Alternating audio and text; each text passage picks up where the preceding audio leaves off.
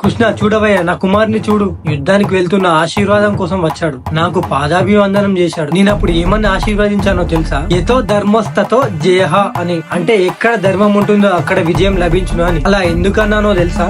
ఏనాడైతే నిండు సభలో కుల స్త్రీని, వరుసకు వదినైన మహాప్రతివదైన ద్రౌపదిని అవమానించారు, ఆనాటి నుండి సమస్త ప్రజానికం ఈ దుర్మార్గులు ఎప్పుడు మరణిస్తారో అని ఎదురు చూస్తున్నారు. నిజానికి వీళ్ళంతా అప్పుడే చనిపోయారు.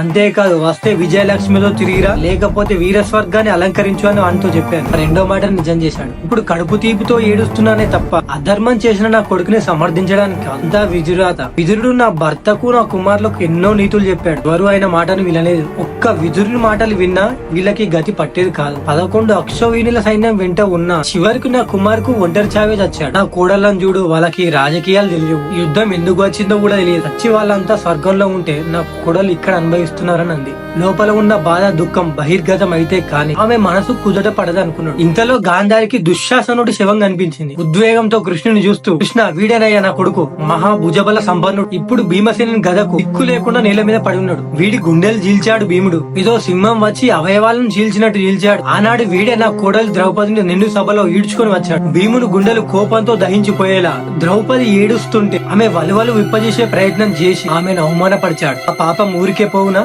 అనుభవించాడు. దిక్కులేని జావ వచ్చాడు. ఆనాడు ఆ విషయం తెలుసుకుని దుర్యోధనతో నేను ఏమన్నానో తెలుసా? కృష్ణ కుమారా, ద్రౌపది తన అన్న కృష్ణుని సంరక్షణలో ఉన్న సంగతి నీకు తెలుసా? దీని పర్యవసనం ఎలా ఉంటుందో మీకు తెలిసే ఇలా చేస్తున్నారా? భీముని పరాక్రమాలు తెలిసే అతని భార్యని మీరు అవమానిస్తున్నారా? కౌరవుల కులకాంత అయిన ద్రౌపదిని గౌరవించండి అని ఎన్నో విధాలుగా నా కొడుకులకు నచ్చజెప్పజేశారు. కానీ ఎవరు నా మాట వినలేదయ్యా.